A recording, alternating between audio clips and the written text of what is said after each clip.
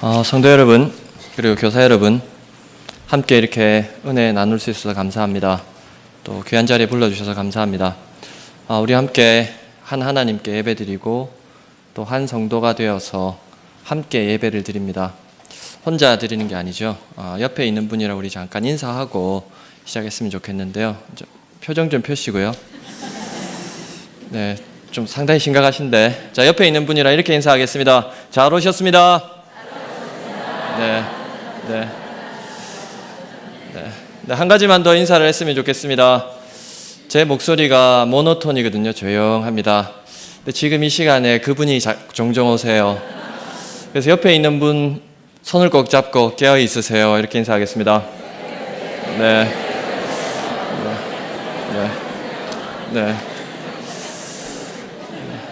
참고로 시작하고 10분까지는 제 책임이 아닙니다.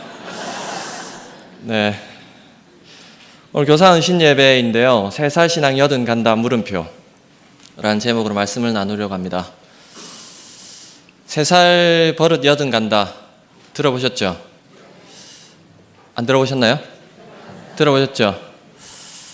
저희 이제 첫째 아이가 17입니다. 17인데 얘가 아직도 젓가락질을 잘 못해요. 굉장히 정상적인데 잘 안 됩니다. 어릴 때 습관이 굉장히 오래 가요. 3살 버릇이 오래 갑니다. 근데 버릇 한두 개 정도는 괜찮습니다. 그런데 3살 신앙이 여든 가면 어떻게 될까요?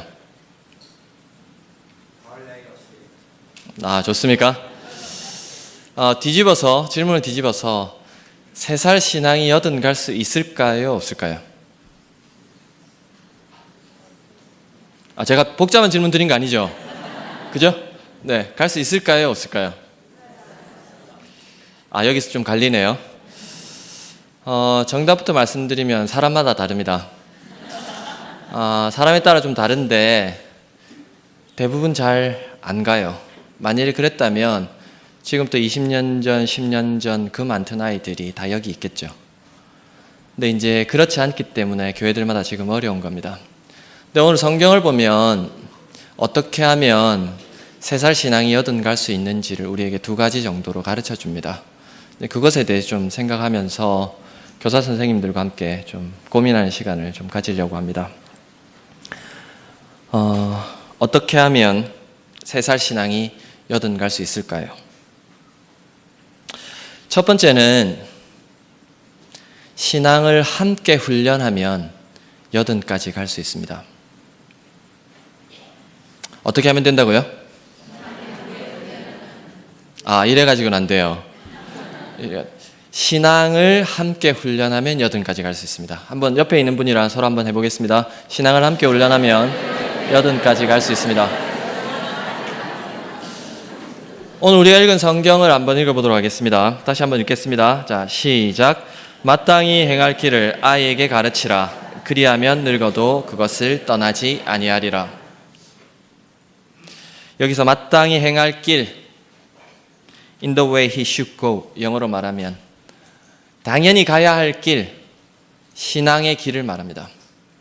근데 그 신앙의 길을 아이에게 가르치라. 이 가르치란 말에 그동안 쏘가왔던 거예요. 가르치라고 말하니까 영어로 말하면 teach, 그냥 지식을 전달하는 걸로 많은 사람들이 생각합니다. 근데 오늘 성경은 그렇게 말하지 않아요.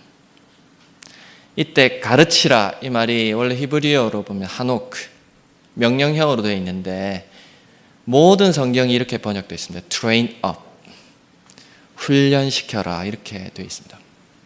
훈련하는 것과 가르치는 것은 완전히 다릅니다. 가르치는 건 그냥 지식을 전달해서 가르칠 수 있지만 훈련은 몸에 체득하는 거예요. 신앙은 그런 겁니다. 그런데 많은 경우에 내 신앙의 지식이 얘한테 가면은 바뀌겠지, 그런 생각으로 지금까지 많이 가르쳐 왔던 거예요. 그러니까 교회에서는 잘하는 것 같은데 밖에 나가니까 삶 속에 어떻게 해야 될지 모르는 거죠. 신앙은 가르치는 게 아니라 훈련하는 겁니다. 그걸 오늘 말해주고 있습니다. 여러분 혹시 그거 아세요? 외국을 가게 되면 외국에서 한국 사람을 만나면 갑자기 애국심이 생기는 거 아세요? 좀 도와주고 싶고 뭔가 한국 사람이 있으면 반갑고 그렇죠. 제가 이제 미국에서 공부를 조금 했는데요. 제가 박사과정 3년 차일 때 저희 과는 아니고 옆에 있는 과에 한국 분이 오셨어요. 그래서 이제 저는 3년 차고 그분은 이제 1년 차니까 좀 도와주고 싶잖아요. 그래서 제가 좀 뭐 좀 도와드릴까 이렇게 물었습니다. 이렇게 물으니까 그분이 머리를 이렇게 극적이면서 한마디 하는데 제가 영어를 못해가지고 걱정이에요. 그러는 거예요. 사실 저도 영어 정말 못하는데 그래도 명색이 제가 2년을 있었잖아요. 3년 차. 그래서 주제 넘게 훈수를 뒀습니다. 아, 영어는요 이렇게 하면 되고요. 글은 이렇게 쓰면 되고요. 아, 나중에 좀 튜터가 좀 필요할 겁니다. 연락하세요. 뭐 이렇게 말도 안 되는 훈수를 뒀습니다. 그런데 나중에 그분의 정체를 한 6개월 정도 있다가 알고 제가 굉장히 당황했습니다. 식은땀이 나더라고요. 그분이 한국에 있을 때 영어 선생님이었어요. 아, 진짜 진땀 나더라고요. 그냥 해본 소리인데 저는 성의를 다해서 했던 거죠. 더 황당한 건 영어로 문법책을 한 권 내셨고요. 2권이나 번역도 했더라고요. 저보다 영어 훨씬 잘하시는 분인데요. 근데 이제 이분이 이제 1년 정도 있다가 저희 동네에 이사를 왔어요. 그래서 이제 1년 정도 있으면서 이제 같이 교제하고 이제 교회를 다니다가 안 다니셔가지고 여러 이유로 이제 좀 깊이 교제를 하게 됐습니다. 근데 이제 하루는 이제 저희 애들도 둘 있고 그 집 애들 둘이 있어가지고 데려다주고 내려오는데 이분이 저에게 이렇게 말씀하시는 거예요. 저를 빤히 쳐다보면서 제가 영어를 너무 못해가지고 걱정이에요. 그러는 거예요. 제가 멱살 잡을 뻔했습니다. 근데요, 이분이 이야기를 들어보니까 이해가 충분히 되더라고요. 그러니까 보통 1년 정도 지나면 중요한 시험을 칩니다. 캔디드시 에그잼이라고 이제 박사과정을 계속 할 수 있을지 없을지를 이제 결정하는 시험인데요. 근데 그 시험이 조금 고약합니다. 이제 어떤 시험이냐면 한 달 정도 시간을 주고 한 20페이지 정도 써요. 그리고 쓰고 난 다음에 그걸 교수님한테 제출하면 한 달 정도 리뷰를 하고 난 다음에 교수님 2분이랑 조용한 방에 가서 2시간 동안 말로 테스트하는 거예요. 어디로 튈지 모르는 거죠. 그러니까 오럴 테스트를 하는 겁니다. 근데 이제 그게 좀 까다로워요. 근데 이제 그걸 얼마 전에 쳤다는 거예요. 쳤는데 치고 난 다음에 교수님 2분 중에 한 분이 이렇게 얘기했다는 거예요. 나 합격했어. 그런데 말이야, 너 영어 좀 잘해야 되겠어. 그랬다는 거죠. 이분이 한국에 있을 때 뭐 하셨다고요? 근데 왜 영어를 못한다고 들었을까요?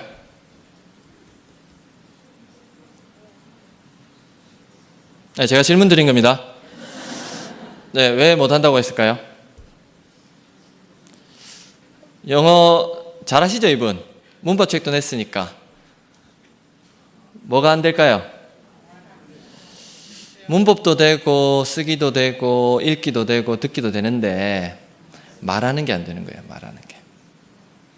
근데 사람이 말을 어떻게 배우는지 아세요?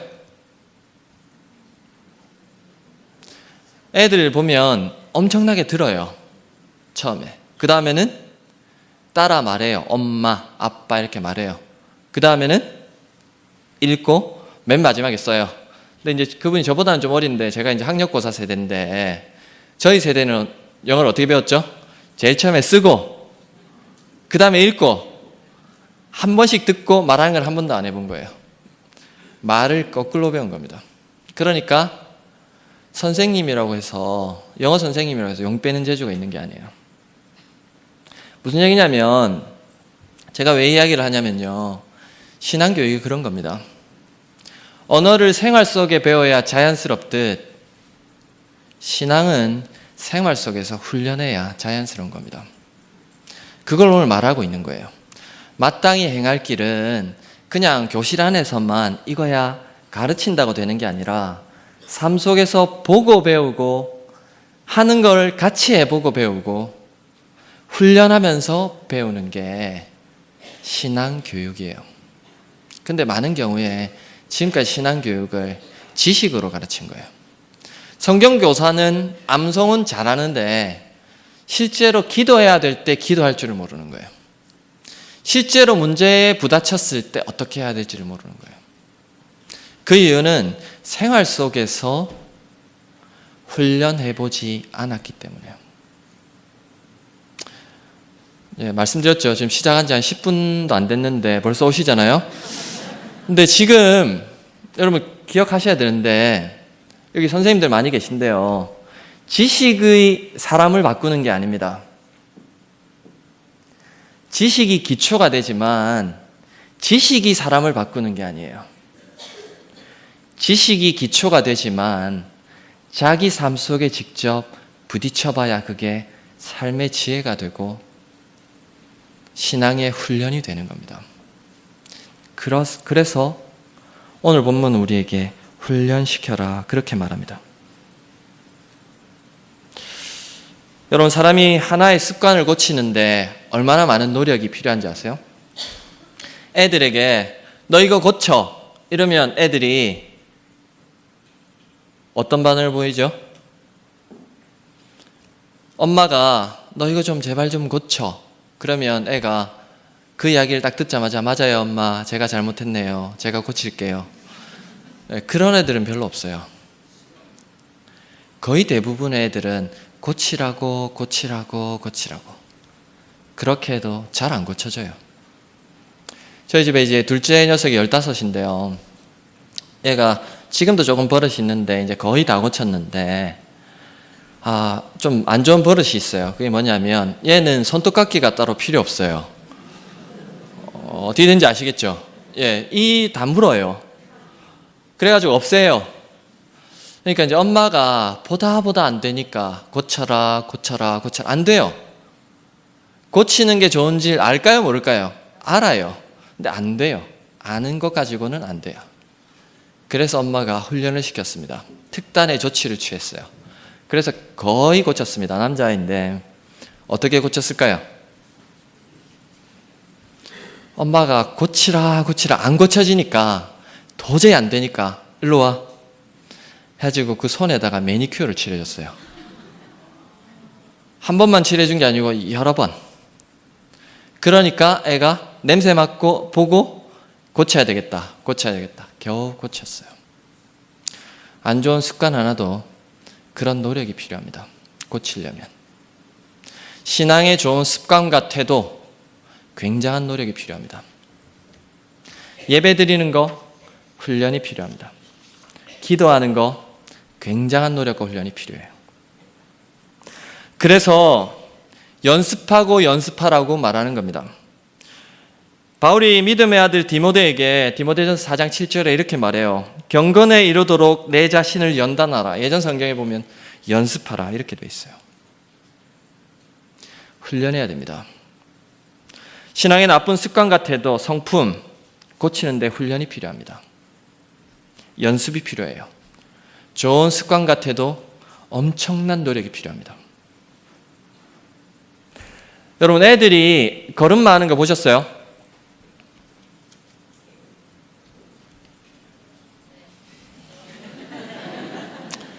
대답할 때까지 기다리려고요. 보셨어요? 지금 여기 할머니, 할아버지들도 많이 계시는 것 같은데요. 저희 집 이제 원래 둘이었다가 이제 애가 셋이 돼가지고 막내가 7살인데, 근데 이제 걔를 보면서 이제 애가 어떻게 자라는지 새롭게 보는데, 그 걸음마 할 때 어떻게 해요? 제일 처음에 기다가 어느 날 갑자기 서잖아요. 서면 어떻게 합니까? 오 하다가 지도 놀라죠. 제일 처음에 지가 제일 처음에 놀래잖아요. 그러더니 한두 발짝 내딛고 주저앉죠. 그때 어떻게 합니까? 주변의 눈치를 보죠. 그때 주변에서 어떻게 합니까? 야 똑바로 안 해? 그렇게 안 하죠. 어떻게 합니까? 와 잘한다 그러면 진짜 지가 잘하는 줄 알고, 그죠? 그러면서 하는 거죠. 근데 그게 안 되니까 어떻게 합니까? 제 딸도, 막내 딸도 그랬는데요. 옆에서 잡고 같이 걸어가지고 어떻게 가는지 잡아주고 앉았다 일어섰다 앉았다 걸었다를 수천 번 수만 번을 해서 걸어요. 신앙의 걸음마도 그런 겁니다. 한 번에 기도는 이렇게 하는 거야 가르쳐 준다고 해가지고 기도는 이렇게 하면 되겠지, 안 돼요. 그래서 우리 선생님들 세 가지 단계를 생각하세요. 몇 가지요? 세 가지입니다. 첫 번째는 보여줘요. 기도는 이렇게 하는 거야. 한두 번 보여줘가지고는 안 돼요. 한 두세 달은 보여줘야 될 거예요. 계속 보여주고. 그 다음엔요. 두 번째는 뭘 하냐면 함께 하는 겁니다. 자, 우리 한번 같이 해볼까? 같이 하는 거예요. 그렇게도 한 서너 달, 네다섯 달을 쭉 해야 될 거예요. 그 다음에 마지막에는 어떻게 할까요? 이제 네가 해봐. 그럼 애들이 알았어요. 제가 할게요. 이런 애들 없어요. 그때도 또 못하겠어요. 힘들어요. 또 같이 하고. 그런 연습들을 하는 겁니다. 보여주고 함께하고 스스로 하게 만드는 훈련이 필요해요. 그래야 애들이 믿음으로 자랍니다. 여러분 혹시 여러분의 자녀들, 여러분 집에 있는 자녀들, 집에 있는 손자, 손녀들 신앙으로 어떻게 훈련하고 계십니까? 똑같아요.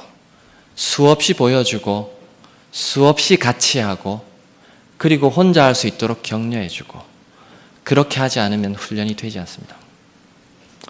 저희 집에 애들이 아침에 일어나면 큐티를 해요. 제가 큐티해라 절대로 하지 않아요. 그런데 앉아서 같이 잡아가지고 같이 큐티하면 합니다. 저녁마다 제가 성경을 읽히려고 진짜 노력 많이 했거든요. 근데 안 해요. 도저히 안 돼가지고 제가 어떻게 했냐면 밤에 10시, 10시 반 이렇게 퇴근을 하면은 가가지고 애들을 앉혀요. 앉혀가지고 뭘 할까요? 식순에 따라서 보드게임을 해요. 네. 그 다음에 조금 놀아주고 그 다음에 식순에 따라서 성경을 펴요. 그리고 성경을 읽습니다. 걔들이 이제 미국에 좀 있어가지고 영어를 읽어요. 그럼 둘째 녀석이 미치려고 그래요. 아빠 발음이 구리다고. 저보다 발음이 훨씬 좋거든요. 그런데도 꾸역꾸역 하는 겁니다, 그냥. 한 1년 정도 그렇게 하니까 그제서야 이제 지들끼리 하는 거예요. 신앙은 함께 훈련해야 됩니다. 자, 이제 이렇게 보면 여러분이 지금 할 수 있는 훈련들이 꽤 많죠. 할 수 있겠죠. 뭐가 있겠습니까? 자, 잠도 깨시고 생각해보는 차원에서 조금 전에 밝게 웃으면서 이야기했던 그분이랑 뭘 할 수 있을지 잠깐 이야기 한번 해보겠습니다. 자, 한번 해보세요. 여러분, 알 것 같은 거는 아는 게 아니에요. 저 오늘도 저희 집에 돌아가면 저희 애들이랑 하이델베르 교리문답 저녁에 할 거거든요. 그러면 알 것 같으면 알 것 같대요. 설명해봐, 모른대요. 알 것 같은 건 알 것 같은 거지 모르는 겁니다. 여러분의 입으로 말할 수 있어야 여러분께 됩니다. 자, 한번 여러분이 애들과 훈련할 수 있는 게 뭐가 있을까요? 한번 옆에 선생님이랑 옆에 있는 분이랑 잠깐 한번 이야기해 보십시오.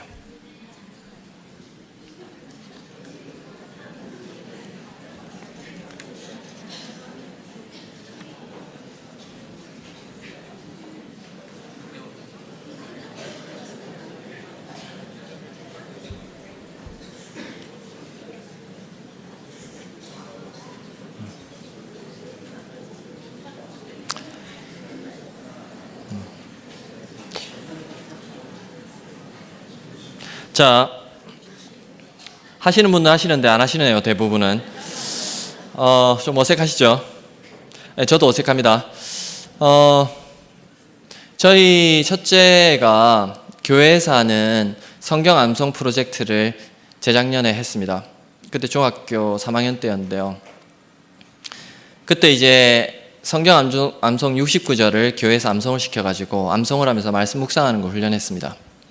그런데 이제 분기별로 이렇게 했어요. 첫 번째 분기 때 잘했습니다. 둘째 분기가 딱 됐는데 그 암송을 시킨 전도사님이 중간고사 때문에 바빠가지고 자기가 다 못 외운 거예요. 이제 그날 일이 터진 겁니다. 여러분 같으면 애랑 훈련할 때 어떻게 하시겠어요?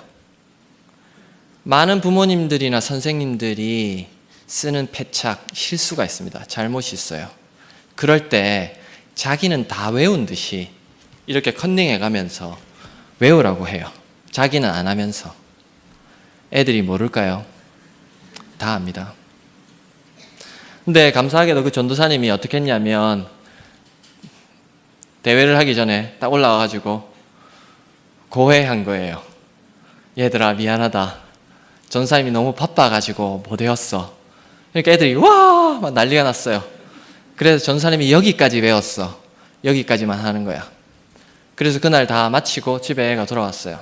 그래서 그 이야기를 하길래 그래서 너는 어때? 전사님에게 대해서 좀 실망스럽지 않아요? 제가 물어봤어요. 근데 요즘 애들 생각보다 쿨하더라고요. 아니? 놀랬어. 전사님이 나랑 외우고 있대. 그러더라고요. 우리가 교사가 되어서 부모가 되어서 먼저 가르치는 사람이 되어서 완벽할 수도 완벽해지지도 않아요. 근데 중요한 건 옆에서 같이 암송해주고 곁에 서서 훈련해주는 거. 그게 교사입니다. 그게 부모예요. 그게 말씀을 가르치는 자의 자세입니다. 근데 그걸 놓치면 같이 훈련하지 않고 애만 훈련시키면 그때부터 문제가 생기는 거예요. 그래서 신앙은 함께 훈련하는 겁니다. 그래서 걔도 훈련시키고 누구도 훈련될까요? 나도 훈련되는 겁니다. 그래서 교사가 되는 것은 복된 하나님의 초대예요. 여러분이 부족한 것을 여러분이 가르치면서 보게 될 겁니다. 그런데 아이랑 같이 훈련하면서 아이도 자라고 여러분도 자라게 될 겁니다. 그런 복된 자리에 오신 여러분을 축하드립니다. 자, 우리 선생님들 서로 간에 우리 한번 축하하시죠. 우리가 복된 자리에 있습니다. 부모님들도 마찬가지예요. 여러분이 가르치는 자리에 있다면 그냥 지식으로 가르치면 그걸로 끝나지만 훈련하면 함께 훈련하는 유익이 있습니다. 그런 복이 있기를 바랍니다. 첫 번째는 신앙을 함께 훈련하면 3살 신앙이 80까지 가게 됩니다. 두 번째, 어떻게 하면 3살 신앙이 80 갈 수 있을까? 굉장히 간단한데요. 아이 1대 훈련하면 80까지 갈 수 있습니다. 뭐라고요? 뭐라고요? 아이 1대 훈련하면 80까지 갈 수 있습니다. 제가 볼 때 지금 한국교회가 신앙을 전수하는데, 다음 세대에 전수하는데 작전을 잘못 쓰고 있어요. 전 이걸 필패 전략이라고 말하는데 반드시 패할 패자를 써가지고 실패할 수밖에 없는 전략을 쓰고 있다, 이렇게 봅니다. 뭘까요? 필패 전략, 신앙 전수가 안 되는 전략을 쓰고 있어요. 뭘까요? 교회들마다 어려움이 있는데 간단합니다. 신앙 교육을 내일로 미루는 겁니다. 대학 가서 신앙생활해, 그거예요. 이거 실패할 수밖에 없습니다. 제가 전국에 있는 교회들 많이 다니거든요. 근데 보면 많은 부모님들이 실패해요. 이 작전은 실패하는 작전입니다. 대학 가서 신앙생활해, 이 말을 하면 애들이 어떻게 배우는지 아세요? 애들이 배워요. 아, 우리 엄마 아빠가 교회 가는 것보다 공부하는 것을 더 중요하게 생각하는구나 라고 배워요. 대학 가서 신앙생활해, 이렇게 가르치면 아, 우리 엄마 아빠가 말은 신앙이 중요하다고 말하지만 실제로 우선순위를 공부에 두고 있구나 라고 배우는 거예요. 그러니까 삶으로 어떻게 배우냐면, 말로는 신앙이 중요해라고 가르치지만 삶으로 신앙보다 공부가 중요해라고 가르치니까 애들이 말보다는 삶으로 배우는 거예요. 그러니까 어떻게 배웁니까? 예배 대충 드려도 괜찮아, 이렇게 되는 거예요. 그렇게 중고등학교 시절을 가르친 겁니다. 부모들이 숱하게. 그러니까 대학 가서 어려워지는 거죠. 이걸 교육학적인 용어로 잠재적 교육과정이라고 말합니다. 뭐라고요? 잠재적 교육과정이라고 말해요. 이런 겁니다. 선생님들이 계세요? 부모님들이 계십니다. 애들한테 이렇게 이야기해요. 예배 시간에 지각하면 안 돼. 말은 그렇게 지식적으로 가르쳐요. 그러면 자기는 늘 지각해요. 그럼 애들이 어떻게 생각하냐면 말은 저래도 지각해도 돼라고 배우는 거예요. 그게 바로 잠재적 교육 과정입니다. 애들은 말로 배우지 않고 뭘로 배울까요? 보고 배우는 거예요. 듣고 배우는 게 아니라 보고 배웁니다. 근데 부모들이, 교사들이 그렇게 계속 가르친 거예요. 그래 놓고는 왜 신앙이 안 들까 생각하는 겁니다. 여러분이 보여주는 그 모습으로 애들이 자라는 거예요. 배우는 겁니다. 자, 이제 여기서 질문 한번 드려볼게요. 여러분, 우리 교회에 다니는 애들이 공부가 좋아서 할까요? 해야 되니까 할까요? 제가 복잡하고 어려운 질문 안 드리잖아요. 그죠? 좋아서 할까요? 해야 되니까 할까요?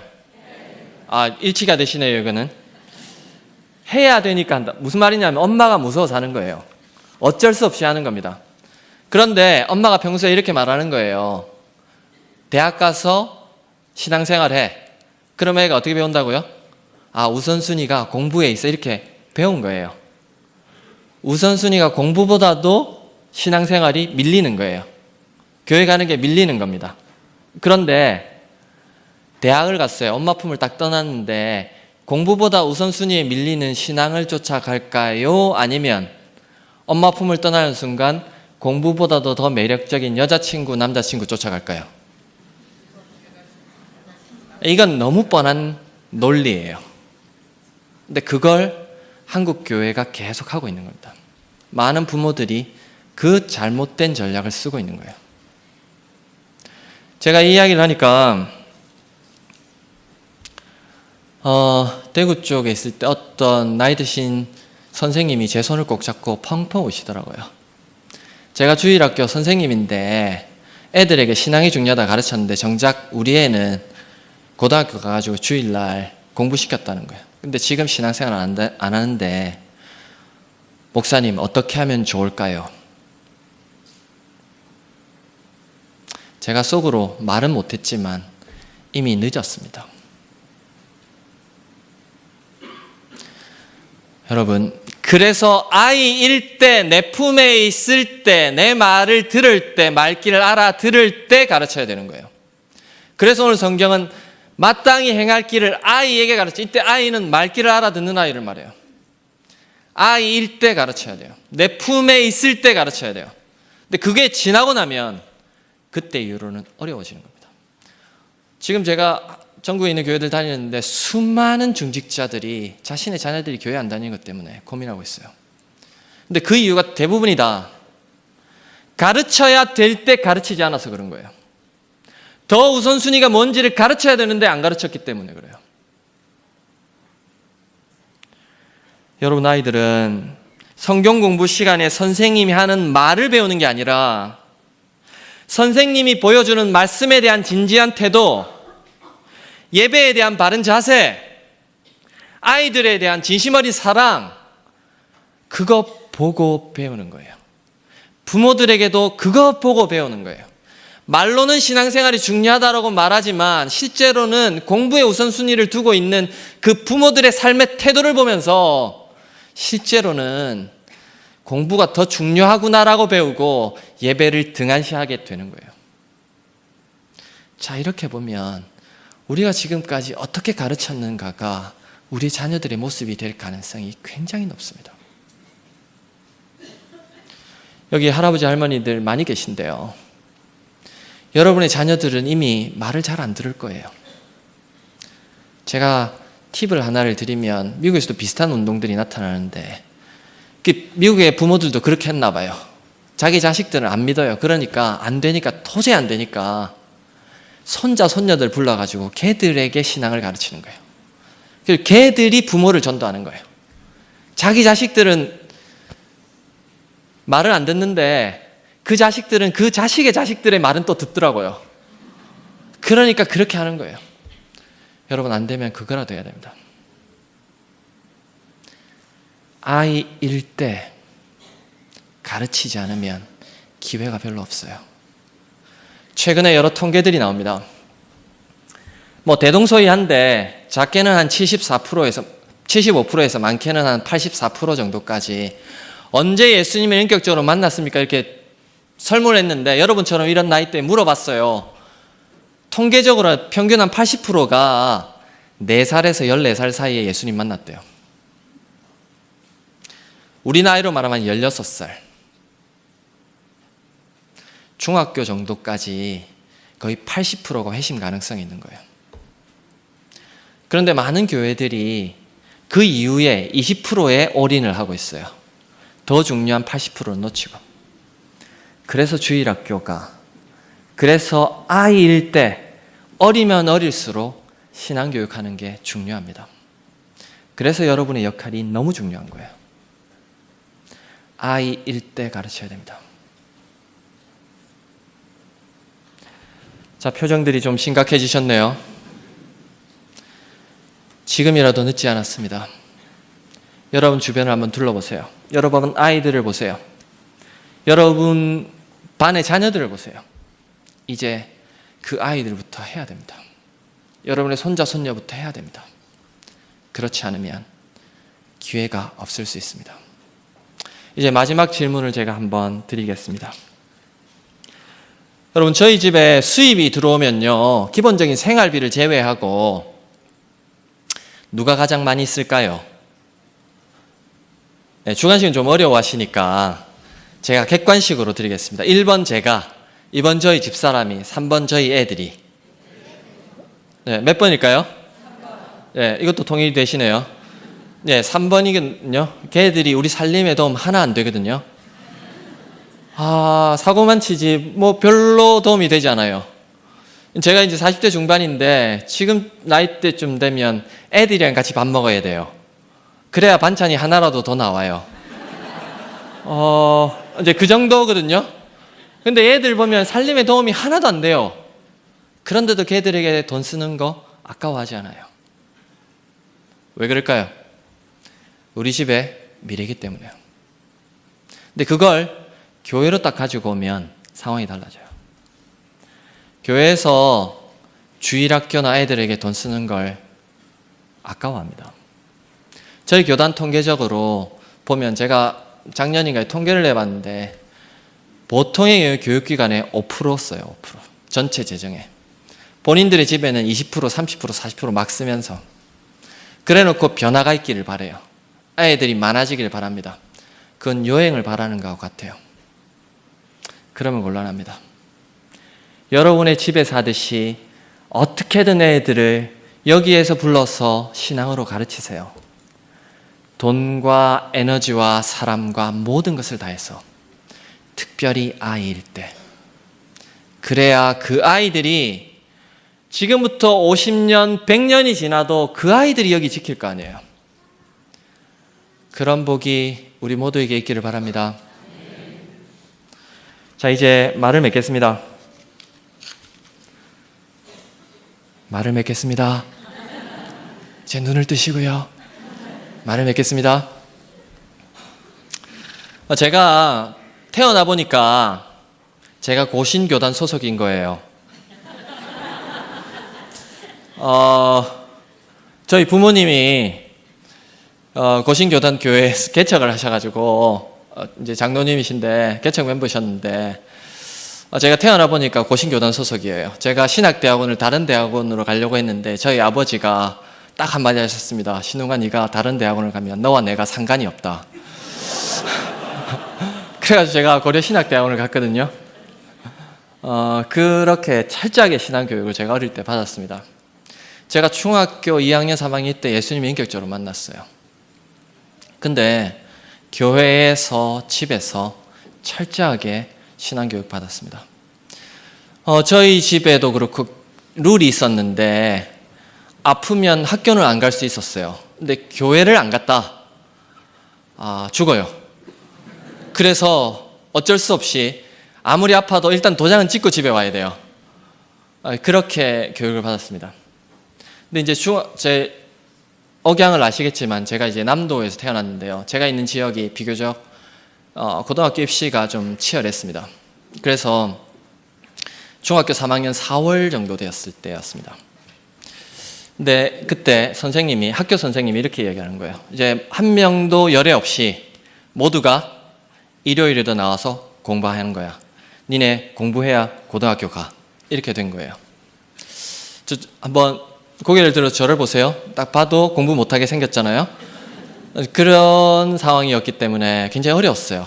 근데 이제 제가 손을 들고 말하고는 싶었으나 신앙은 있었으나 용기가 없어가지고 바톤을 저희 어머니께 넘겼습니다.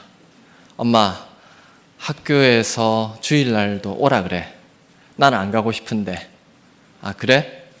그러더니 저희 형제가 삼형제가 있는데 쪼른이 있는데 저희 어머니가 선생님께 전화를 하셨어요. 전화를 딱 해가지고 선생님, 저희는 주일에 예배 드립니다. 근데 선생님이 들리진 않는데 이런 얘기 아마 한 것 같아요. 어머니, 신웅이 성적을 몰라서 그런 말 하시는 거예요. 걔 고등학교 못 가요. 뭐 이런 이야기 한 것 같아요. 그때 저희 어머니가 보이신 행동을 전 잊을 수 없어요. 선생님, 저희 애가 고등학교 못 가면 못 갔지 그렇게는 할 수 없습니다. 뚝! 저희가 그거 보고 배운 거예요. 우리가 부모가 되고 믿음의 교사가 되면 아이들과 씨름하면서 한 번쯤 신앙의 결단을 해야 될 때가 있습니다. 저희 모친은 그걸 저에게 보여주었어요. 그런데 놀랍게도 그 한 해 동안 하나님이 부어주시는 설명할 수 없는 말할 수 없는 은혜를 누렸어요. 근데 문제는 그 다음에 있습니다. 저희 삼형제가 이제 그거 보고 자랐잖아요. 교회에서도 그게 너무 당연했고 훈련했고 그렇게 자랐죠. 근데 이제 제 동생도 이제 40대 중반을 향해 달려가는데요. 얘가 직장 생활한 지 거의 한 20년 가까이 돼갑니다. 근데 저희가 한 15년 정도 직장 생활할 때까지 몰랐어요. 얘가 명절이 되면 명절 빨간 날이죠. 명절이 되면 왔다가 가고 그 다음날 가고 그 전날 왔다 가고 하는 거예요. 저희가 부모님이랑 저는 생각인 게 얘가 직장에 좀 어려움이 있나, 소위 말해 잘릴 위기에 있나 이렇게 걱정을 했어요. 근데 그게 아닌 걸 최근에 한 3, 4년 전에 알게 됐어요. 걔가 이제 조그마한 회사에 과장으로 있는데 그 특징이 뭐냐면 광케이블 회사에 다니는데 걔가 그걸 하는 거예요. 그 특징이 빨간 날도 대기를 돌아가면서 하는 거예요. 근데 직장을 들어간 그때부터 지금까지 계속해서 주의를 지키기 위해서 다른 빨간 날을 지가 쓰는 거예요. 근데 지금 이제 과장이니까 지가 안 해도 되는데 그리스도인이 그럴 수 없다고 지금도 하고 있는 거예요. 이제 얘를 사장이 오랫동안 지켜봤잖아요. 최근에 사장이 이런 이야기를 하더랍니다. 박 과장, 내가 교회 다닌다고 하는 날라리들 많이 봤는데 너 보니까 교회를 한번 가봐야 되겠다는 생각이 좀 들어. 물론 아직까지는 안 다닙니다.